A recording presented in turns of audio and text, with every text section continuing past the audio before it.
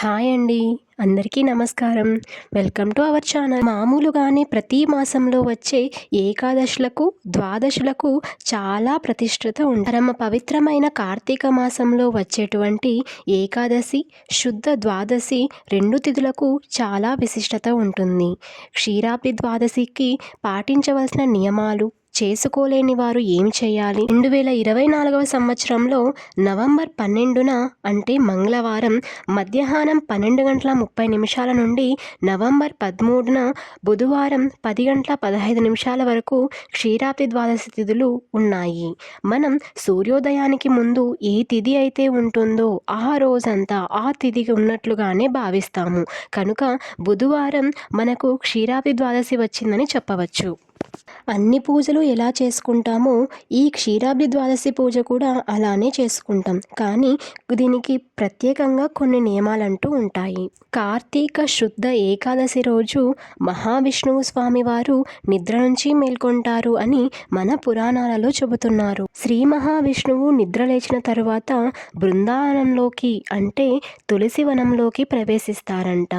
అలానే మన సంప్రదాయాలలో తులసికి చాలా ప్రత్యేకత ఉంది. మన పూజలో మనం ప్రతిరోజు అమ్మవారికి దీపం పెట్టుకుంటాం. అలా ఈ ద్వాదశి రోజు ఉసిరి వృక్షంలోకి శ్రీ మహావిష్ణువు స్వామివారు, తులసి వృక్షంలోకి శ్రీ మహాలక్ష్మి అమ్మవారు ప్రవేశిస్తారని, వారికి ఈ రూపంలో మనం కళ్యాణం చేయించాలని చెప్పవచ్చు. క్షీరాబ్ది ద్వాదశి రోజు ఎవరైనా తులసి చెట్టుకి, ఉసిరి చెట్టుకి కళ్యాణం చేసుకోలేకపోతే కార్తీక పౌర్ణమి రోజు చేసుకోవచ్చు. లేదా పౌర్ణమి తర్వాత వచ్చే కార్తీక శనివారాలలో చేసుకోవచ్చు. ఇలా ఉసిరి చెట్టులోకి స్వామివారు వస్తారు కాబట్టి ఉసిరి వృక్షాన్ని నర్సరీ నుండి కొని తెచ్చుకోవచ్చు. లేదంటే ఉసిరి కొమ్మను తెచ్చి తులసి అమ్మవారి పక్కన ఆవాహనం చేసి మనకు నచ్చిన విధంగా తులసి వృక్షాన్ని మరియు ఉసిరి వృక్షాన్ని అలంకరించుకోవచ్చు. కానీ ఆ రోజు నాకు ఉసిరి వృక్షం దొరకలేదు. అలానే ఉసిరి కొమ్మ కూడా దొరకలేదండి. మా పక్కింటి వారిని అడిగాను. వాళ్ళు బ్రాహ్మణ్స్. ఇలా నాకు ఉసిరి వృక్షం దొరకలేదు. నాకు వారేం చెప్పారంటే మాకు కూడా ఉసిరి వృక్షం దొరకలేదు, అలానే ఉసిరి కొమ్మ కూడా దొరకలేదు.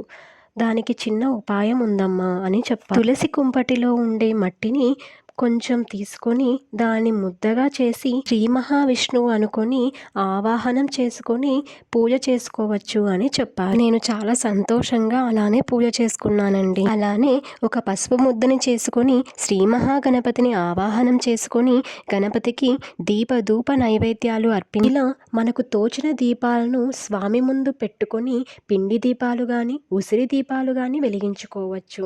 స్వామివారికి వీలైనన్ని దీపాలు పెట్టుకొని ఆవాహనం పలకాలి. ఇప్పుడు ఆచమనం చేసుకోవాలి. స్వామివారికి అమ్మవారికి శతనామావాలి, కుంకుమార్చన చేయాలి. ఇంకా ఆయన్ని దేవుడికి ప్రసాదంగా పెట్టి అమ్మవారికి తాంబూలంని సమర్పించి నేను ఇలా సులభంగా చేసుకోగలిగాను. పూజ చేసుకోవడం వలన చాలా రోజుల నుంచి పెళ్లి కాని వారికి పెళ్ళి అవుతుంది.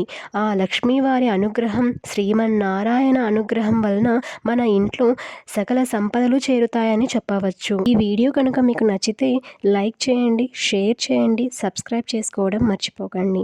Thank you for watching.